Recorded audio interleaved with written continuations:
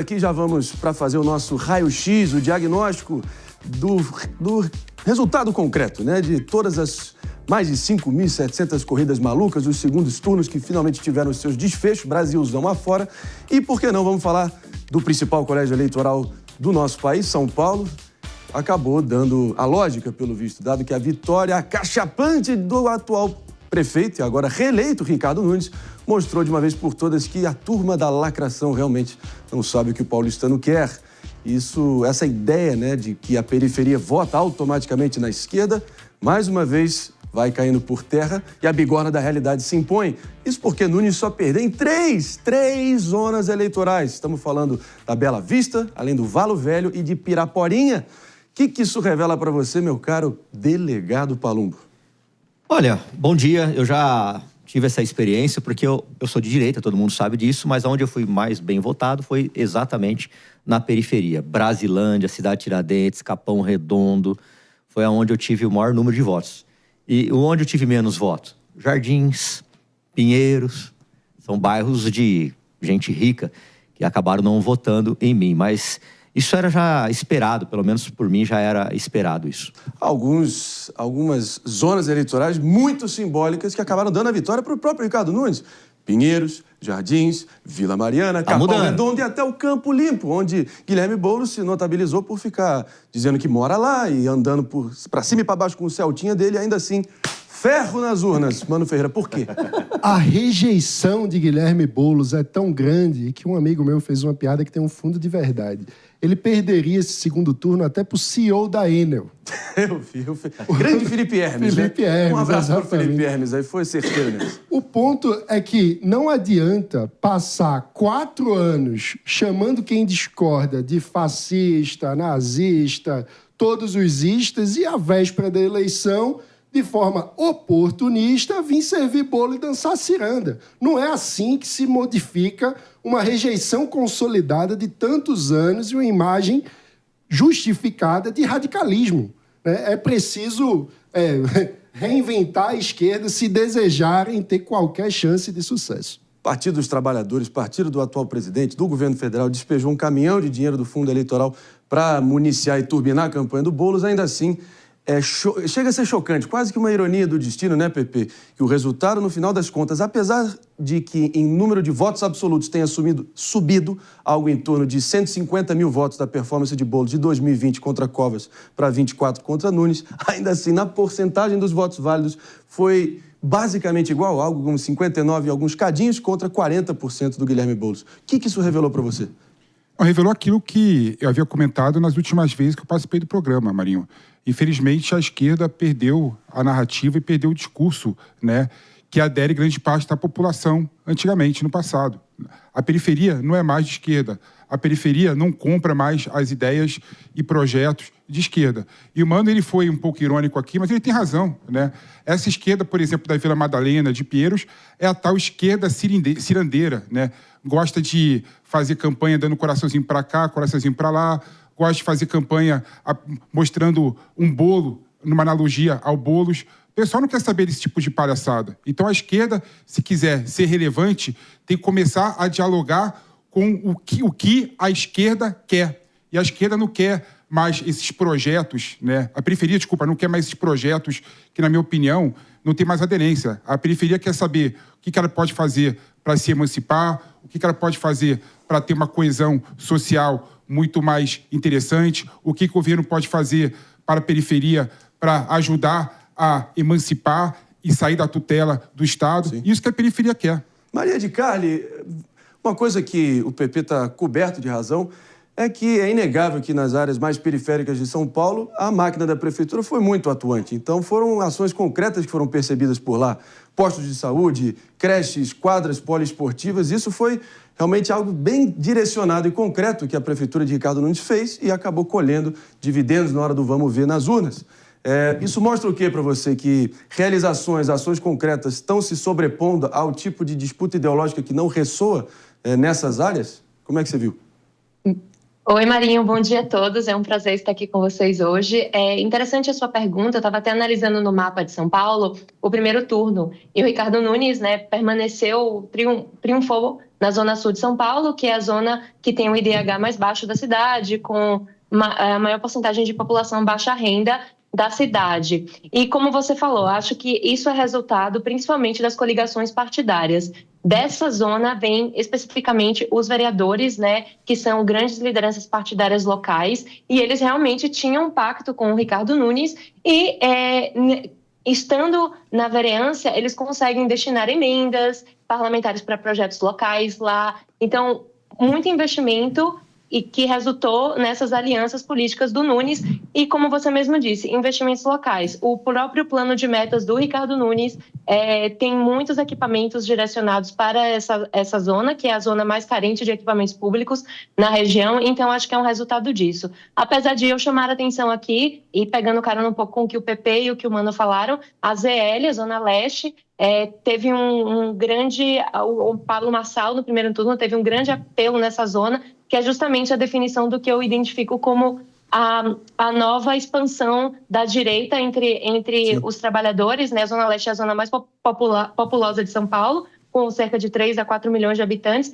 e é lá que tem, para mim, a definição do que as pessoas de mais baixa renda querem. Elas querem resolver o corre delas, elas querem empreender, elas querem ter 3 empregos, elas não acreditam mais que o Estado possa resolver os problemas dela. Porque a gente sabe hoje em dia que as escolas públicas, por exemplo, deixam muito a desejar nos níveis de ensino e de qualidade. Então, é mais fácil você resolver o seu corre sendo empreendedor do que fazer os anos formais na educação municipal que a gente vê hoje em dia.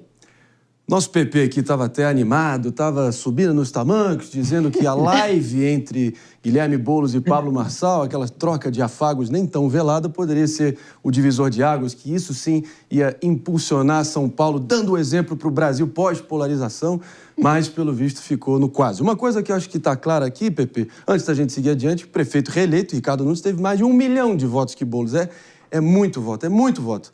E de uma vez por todas, a gente pode concluir que Guilherme Boulos não pode mais integrar, sob hipótese alguma, o movimento do sem-teto, né? Afinal de contas, está mais do que provado que o teto dele é 40% e de lá ele não passa. De lá ele não passa. Marinho, aquela live foi que nem o Coringa 2, uma folia D, um delírio a 2. Aquilo é uma loucura. Aquilo é uma loucura. Discordo de você, mano. Discordo de você em relação à live. Pode ter sido até um bom exemplo, mas na prática não teve consequência. Nem vou falar sobre consequência eleitoral da live. O que eu falo é o seguinte, 2 pessoas que não se gostam, o Boulos e o Marçal, fazendo uma live civilizada, discutindo São Paulo e conversando civilizadamente. É isso que eu defendo na política. Né? Sem xingamento, sem briga, sem dedo no olho, entendeu? Sem chute no saco. Os 2 sentados junto, conversando civilizadamente. Isso foi um salto de civilidade, na minha modo de ver. Será que a população eu quero ter isso no Brasil todo. A questão civilidade é oportunismo. Eu quero que as pessoas parem de me xingar no celular, mandando mensagem pra mim que eu sou petista, que eu sou babaca, sei lá o quê. Pare com isso. É isso, Pepe. Civilização. É democracia, Paulo, deixa o que aí. você acabou de falar? Vamos ouvir o que o Paulo falou. Será que as pessoas não entendem isso como falsidade? Pois é. Bom, não sei. Talvez Não reverteu em votos pra ele. Todos nós queremos civilidade na política. Eu não te odeio. Civilidade na política é essencial. O problema é você passar 4 anos xingando o outro de fascista, passar uma campanha eleitoral baseada em um chamar o outro de usuário de cocaína, o mais baixo nível possível. E aí, há 15 dias, uma semana de uma votação, há 3 dias de uma votação... Tem um ato paradigmático que mudou. Senhores, que mudou. Vamos adiante aqui, então. Eu quero muito ampliar essa discussão. Vários outros colégios eleitorais, grandes capitais, resultados eleitorais muito simbólicos que a gente vai estar aqui trazendo a partir do nosso Bom Dia Pra Quem? Vamos que vamos. Vamos que vamos, então.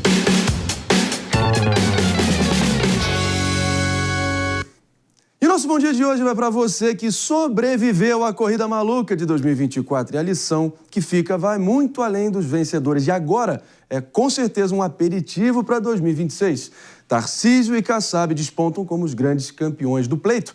Tarcísio segurou o furacão Marçal com raios e trovoadas e garantiu a vitória de Nunes, que já o reverenciou como o líder maior. Kassab, o novo cacique supremo da política brasileira, vê seu PSD expandir sua influência sobre 36 milhões de brasileiros em várias cidades estratégicas. E Bolsonaro, pelo menos no palanque de Nunes, solenemente ignorado. O PT, por outro lado, amarga a derrota, tá? Perdeu o reduto histórico de Diadema e a vitória apertada ontem em Fortaleza foi como aquele gol do Oscar no famigerado 7-1 contra a Alemanha. Pouco e tarde demais. Se a esquerda pragmática não ouvir as urnas, acabará arrastada pela esquerda cirandeira de sofá, direto para a irrelevância. E como se isso não bastasse, a vitória foi dos votos nulos, brancos e das abstenções. Em São Paulo, para vocês terem uma noção, mais eleitores preferiram não escolher ninguém do que apoiar o prefeito reeleito. E no fim, o recado, na minha opinião, está claro. O sistema está desgastado e as urnas só refletirão a realidade quando voltarem a escutar a voz das ruas. Mas, como eu disse, só minha opinião e quero ouvir de vocês. É bem simbólico que o Ricardo Nunes teve menos votos do que branco, nulo e abstenção. David? Exatamente, a maior abstenção na história de São Paulo para um segundo turno, com mais de 31%. Antes tinha sido de 30%, mas devido à pandemia da Covid-19. E por mais que a gente tenha visto também uma arrecadação, uma receita recorde por parte do Guilherme Boulos, mais de 81 milhões investidos nessa campanha, ele não teve o resultado nas urnas. Então, isso também a gente tem que considerar.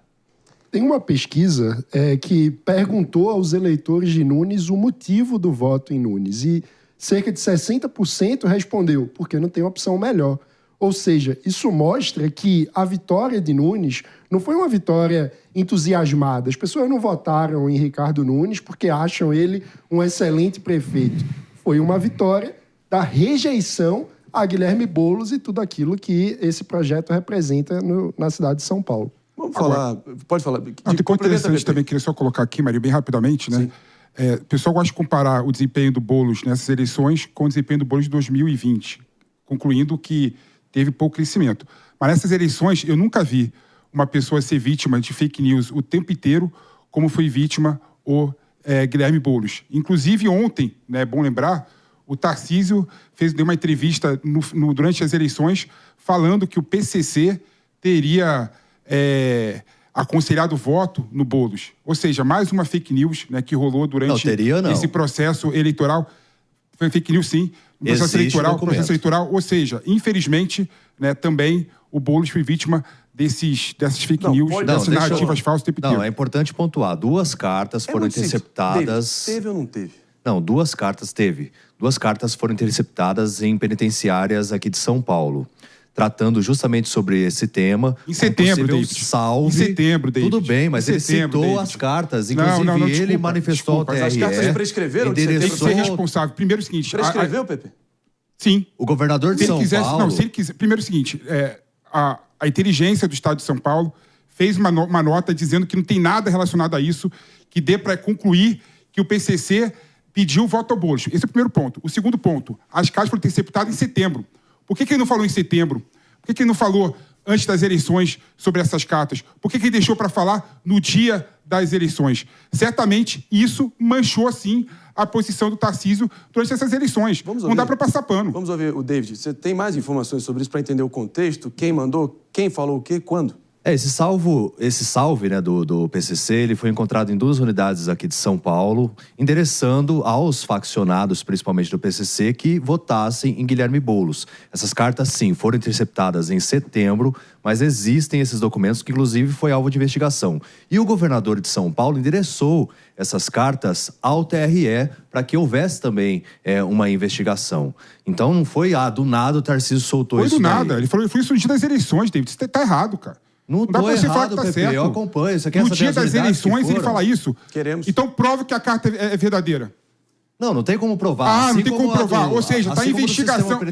Ou seja, não dá pra você concluir que realmente o PCC aconselhou o voto no Boulos. Dá pra você concluir isso, David? Não dá pra concluir. Ou seja, o Tarcísio de Freitas, infelizmente, usou de expediente errado, expediente completamente equivocado, para criar um fato no dia das eleições. Não, tem uma coisa, é uma irresponsabilidade, né? Claro que eu entendo a apuração do David, ou seja, há elementos, há indícios, não é uma coisa completamente criada do nada. Sim. Mas é irresponsável o governador do estado, no dia da eleição, podia falar hoje, podia ter falado quando foi interceptada o bilhete, que faz mais de um mês. Mas ele estava apoiando o Nunes, aí não faria sentido. Não, mas não faz. Mas o ponto é, o governador do estado não pode, no dia da votação ao lado do seu candidato, utilizar da posição institucional que ele ocupa para trazer uma informação como essa no dia da eleição. Isso aí é utilização indevida da máquina pública. Então, por republicanismo, né, a gente tem que saber criticar quando as coisas precisam ser criticadas. Agora vamos olhar para a situação do Guilherme Boulos, né? Frase icônica do bulldog britânico Winston Churchill. Ele dizia que a política é quase tão excitante quanto a guerra. O problema é que na guerra você pode morrer uma vez, na política você pode morrer muitas vezes. Ele acaba de perder a segunda eleição dele seguida para o executivo aqui na cidade de São Paulo. Tudo bem que gastou míseros 10 milhões em 2020 de fundo eleitoral, 65 milhões agora só no primeiro turno. Não, 81 milhões corrigido no segundo turno. Então vamos lá, 81 milhões, olha a diferença abissal, e ainda assim teve basicamente a mesma votação. Agora, Luiz Inácio Lula da Silva, quando perdeu para o Collor em 89, tinha 44 anos. Guilherme Boulos tem 42.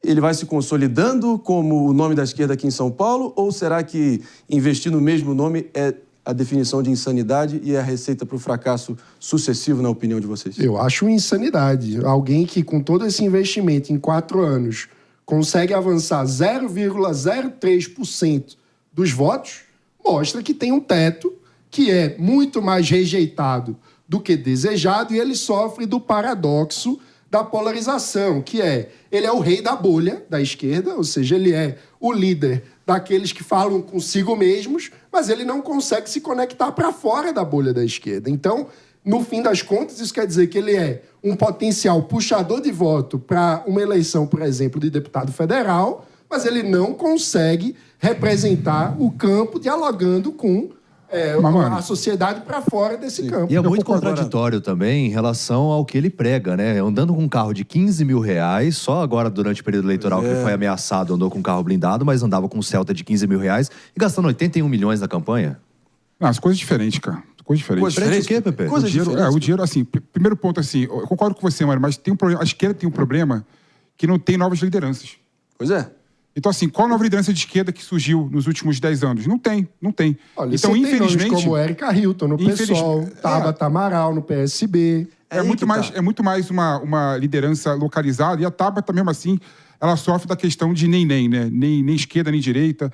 Ela não assume as pautas de esquerda. Daria pra você assumir a pauta... declarou voto no Boulos no momento seguinte. Porra, mas vai declarar voto aqui no Nunes? Poderia sendo que o PSB exemplo, faz parte, o PSB como integra... fez Gabriel Azevedo em Belo Horizonte, de forma muito coerente, não declarou apoio a nenhum dos candidatos, porque não representa um projeto É muito fácil, mano, é muito fácil o Novo falar que é neutro numa eleição. Agora, é muito difícil o PSB, que é o principal partido... O Gabriel Azevedo é do MDB, não é do MDB. É muito fácil o MDB. Agora, o PSB, por exemplo, no caso da Tabata Amaral, que é um dos principais partidos aliado ao governo federal, é muito difícil, né, a Tabata Amaral não ir no caminho do PSB nacional. Mesmo porque já deveria ter um acordo então, também. Então não dá para comparar uma situação... O que eu tô dizendo é o seguinte, não dá pra comparar você uma estava situação dizendo que ela não é de esquerda. Eu estou dizendo que ela tanto é de esquerda eu tô falando que ela automaticamente declarou voto. O Gabriel Azevedo, que é de centro, não declarou. Deixa eu falar uma coisa, mano.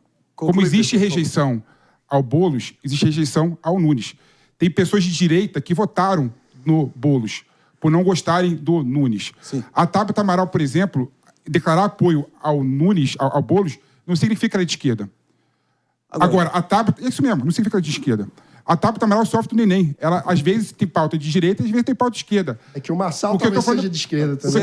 Será que ela, com a rejeição tão menor que ela teria, se o PT tivesse investido nela, não teria tido um resultado muito melhor? Com certeza. A gente tem que ver isso também. É uma questão premente. Ou o PT fica nessa redoma deles, com essa antolha. Sabe a antolha, aquela coisa que os cavalos usam, né? De não olhar para o lado? Essa antolha ideológica e ficar falando só na bolha, ele não vai a lugar nenhum.